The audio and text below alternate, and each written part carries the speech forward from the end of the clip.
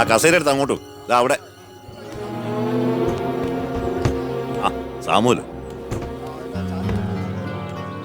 വിശേഷങ്ങളൊന്നും സാമൂല് അറിഞ്ഞില്ല അല്ലേ? ഇടോ, എനിക്ക് നാട്ടിലേക്ക് മാറ്റമായി. വെറും മാറ്റമല്ല, പ്രമോഷനോട് കൂടിയ സ്ഥലം മാറ്റം. തൻ്റെ ഒപ്പം നിന്നതിന് കുഞ്ചറിയ എനിക്ക് തന്ന സമ്മാനം.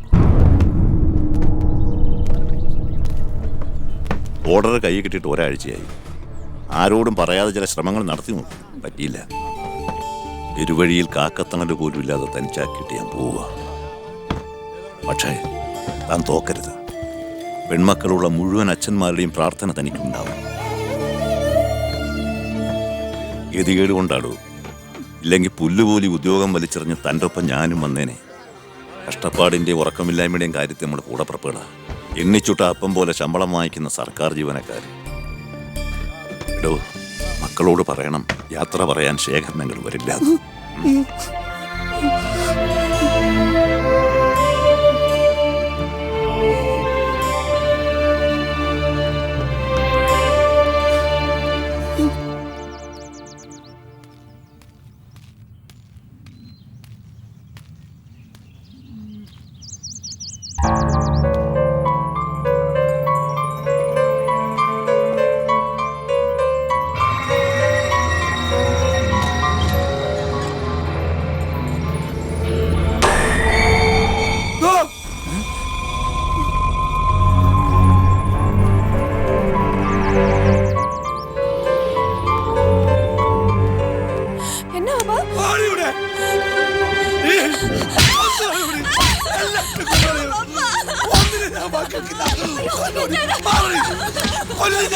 എല്ലാത്തിനെ കൊല്ലും.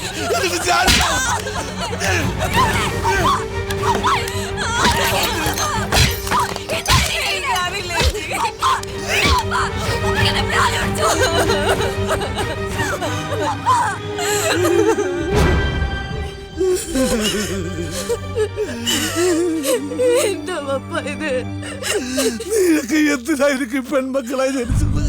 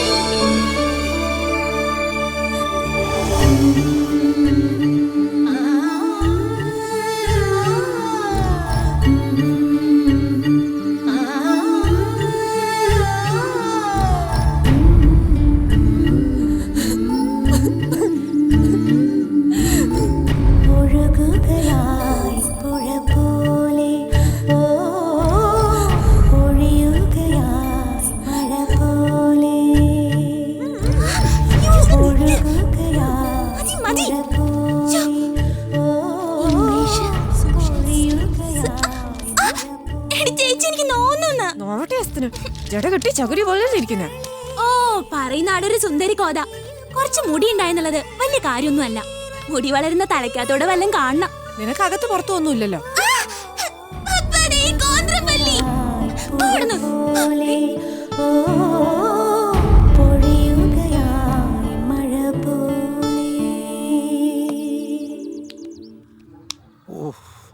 വേഗം ആട്ടെ മോളെ, വണ്ടി പോകും. ഇല്ല പപ്പാ, മണി 8:30 ആവുന്നേ ഉള്ളൂ. ആഹാ, നീ ഇത് കഴിച്ചില്ലേ? അയ്യോ, എനിക്കത് വേണ്ട. അത് കഴിച്ചാൽ എനിക്ക് ഓക്കാനം വരും. അങ്ങനെ പറഞ്ഞ പറ്റില്ലല്ലോ. ഓർമ്മയ്ക്കും ശക്തിക്കും ചന്ദൂസ് ബ്രഹ്മി. എനിക്ക് വേണ്ട. വേണ്ട പപ്പ, പ്ലീസ്.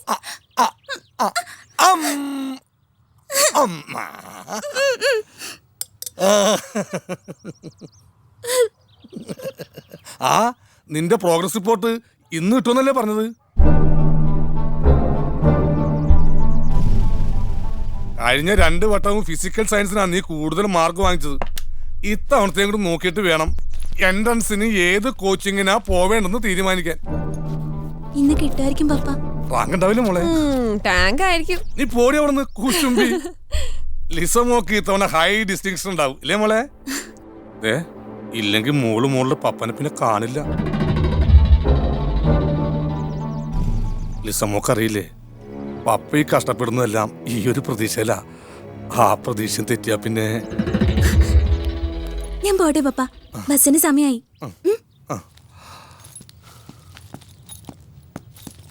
പറഞ്ഞ ഓർമ്മയുണ്ടല്ലോ, റാങ്ക് വാങ്ങിച്ച ഐസ്ക്രീമും എറണാകുളം ട്രിപ്പും. സൗമിനി നിക്ക്, ഞാനും വരുന്നു. ഒന്ന് വേഗം വാടി, വരുമല്ലേ?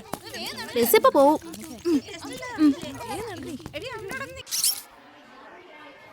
മലയാള നോവലിന്റെ കുലപതികളായ ഒ ചന്തുമേനോന്റെയും സി വി രാമൻ പിള്ളയുടെയും ഗദ്യത്തെപ്പറ്റി പറയുമ്പോൾ ഒ ചന്തുമേനോൻ ഒരു തനി മലയാളക്കാരനും സി വി പ്രൗഢ സംസ്കൃതക്കാരനുമാണെന്ന് ഒഴുക്കനായി പറഞ്ഞു പോകാറുണ്ട്. രണ്ട് നിരീക്ഷണങ്ങളും അർദ്ധസത്യങ്ങളാണ്. ചന്തുമേനോന്റെ പക്കൽ വേണ്ടുവോളം സംസ്കൃതവും സി വിയുടെ കൈവശം വേണ്ടുവോളം മലയാളവും ഉണ്ടായിരുന്നു. യെസ്,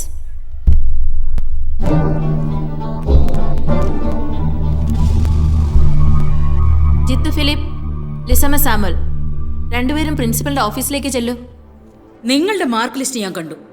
എന്ത് പ്രശ്നം ഉണ്ടായാലും നിങ്ങൾ രണ്ടുപേരെയും എക്സാമിനിരുത്തുന്ന പ്രശ്നമില്ല. ബിലോ 80% ഉള്ളവരെ ഫൈനൽ എക്സാമിന് അപ്പിയർ ചെയ്യിക്കേണ്ടെന്നാണ് സ്കൂൾ മാനേജ്മെന്റിന്റെ സ്ട്രോങ് ഡിസിഷൻ. അതുകൊണ്ട് ഒരു വർഷം നഷ്ടമാകാതിരിക്കണമെങ്കിൽ പേരൻസിനെ വിളിച്ചുകൊണ്ടുവന്ന് TC വാങ്ങി മറ്റേതെങ്കിലും സ്കൂളിലേക്ക് ഉടനെ തന്നെ മാറണം. കഴിഞ്ഞ 10 വർഷം തുടർച്ചയായി 100% ഡിസ്റ്റിങ്ഷൻ വാങ്ങിക്കുന്ന സ്കൂളാ ഇത്. നിങ്ങൾ പഠിക്കാൻ മോശക്കാരല്ല, പക്ഷെ പഠിക്കുന്നില്ല. വേണ്ട, നിങ്ങളെ പോലെയുള്ള കുട്ടികൾക്ക് പഠിക്കാൻ ഈ നാട്ടിൽ ധാരാളം സ്കൂളുകളുണ്ട്. അവിടേക്ക് പോയിക്കോളൂ. വെറുതെ എന്തിനാ നല്ലൊരു സ്ഥാപനത്തിന് നിങ്ങളായിട്ട് ചീത്തപ്പേരുണ്ടാക്കുന്നേ?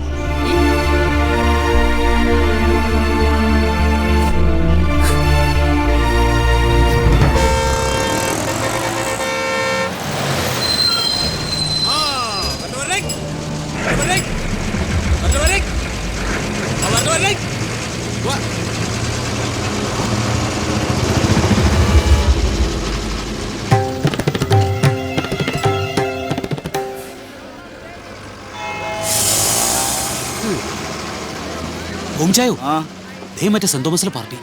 എവിടെ? ദോണ്ടേ അവിടെ.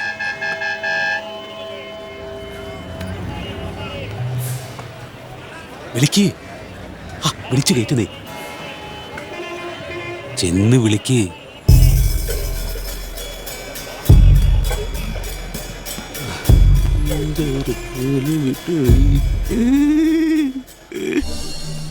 സമയം ഇത്രയല്ലോ. കൊച്ചിനൊന്നും സ്കൂളില്ലായിരുന്നു. എന്നാ പറ്റി? വീട്ടിൽ നിന്ന് കയറി വെച്ച് പോന്നതാ? എന്നതാ പിടഞ്ഞത്? സ്കൂളിൽ പ്രശ്നം വല്ലതും ഉണ്ടോ? ആൾക്കാർ കാണുന്നു പറയാതെ. ഈ സമയം നമ്മളെ അറിയാവുന്ന ആൾക്കാരെ ഇവിടെ മൊത്തം. നീ ഒരു കാര്യം ചെയ്യ്, വണ്ടിയിലോട്ട് കയറി. എന്നാ പ്രശ്നം ഉണ്ടെങ്കിലും നമുക്ക് സോൾവ് ചെയ്യാം. നീ വാ, പറയുന്ന കേക്ക് വേണേ. ഡിസമ്മേ,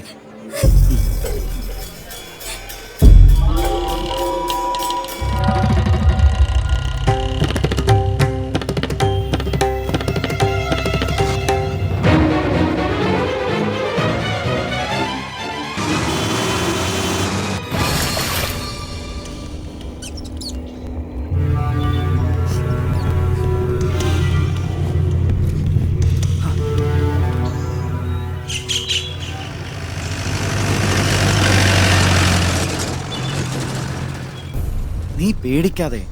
ഇന്നൊരു ദിവസം മാറി ഇന്നാ തീരാവുന്ന പ്രശ്നമല്ലേ ഉള്ളൂ. വീട്ടിലെത്തിയില്ല എന്നറിയുമ്പോൾ നിന്നെ സ്കൂളിൽ നിന്ന് ഇറക്കി വിട്ട പ്രിൻസിപ്പൾ മുട്ട് പിടിച്ച് മൂത്രം ഒഴിച്ചുകൊണ്ട് വന്ന് നിന്നെ പരീക്ഷയ്ക്ക് ഇരുത്താൻ സമ്മതിക്കും. പിന്നെ നിന്റെ പപ്പ മാർക്ക് കുറഞ്ഞാലും വേണ്ടില്ല, എന്റെ കൊച്ചിനെ ഒന്ന് കണ്ടാ മതി എന്ന് പറഞ്ഞ് പരക്കം പായി. അയ്യോ വേണ്ട വേണ്ട, എന്റെ പപ്പ പാവാ.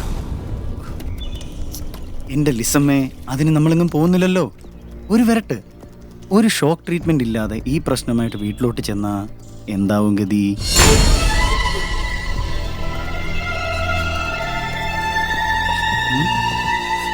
ഇന്നൊരു 8-9 മണിയാകുമ്പോഴേക്ക് എല്ലാം ഒന്ന് കലങ്ങി തെളിയും. മാർക്ക് കുറഞ്ഞൊരു പ്രശ്നമല്ല എന്ന് പ്രിൻസിപ്പാളും നിന്റെ പപ്പായും ഒരേ സ്വരത്തിൽ പറയും.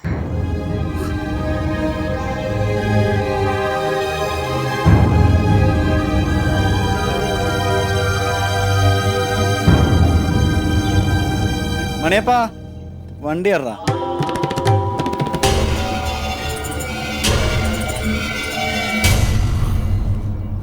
എടാ മണിയപ്പാ, എടാ എണ്ണീരടാ, നേരം എടുത്തുന്നോ. പോത്ത് പോലെ കിടന്ന് ഉറങ്ങുവാ. കണ്ണടച്ചുള്ളൂ. അതെ, ഞാനങ്ങോട്ട് പോവാ. പെണ്ണിന് സംശയമൊന്നുമില്ലല്ലോ. ഏയ്, കാശ് വല്ലതും വേണ്ടി വന്നാ നീ എന്റെ പുതിയ BSNL നമ്പറിലോട്ട് വിളിച്ചാൽ മതി. ആവശ്യം വരും, ഒരു 10,000 തന്നിട്ട് പോകും. അപ്പൊ ഇന്നലെ തന്ന 25?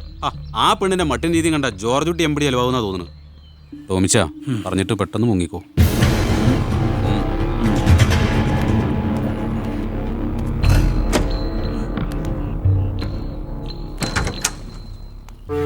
ആ ലിസമ്മേ, ഞാൻ നാട്ടിൽ വരെ പോയി കാര്യങ്ങളൊക്കെ ഒന്ന് അന്വേഷിച്ചേച്ച് വരാം. നിനക്ക് എന്തെങ്കിലും ആവശ്യമുണ്ടെങ്കിൽ നമ്മുടെ മണിയപ്പൻ റൂം നമ്പർ 203-ലുണ്ടാവും.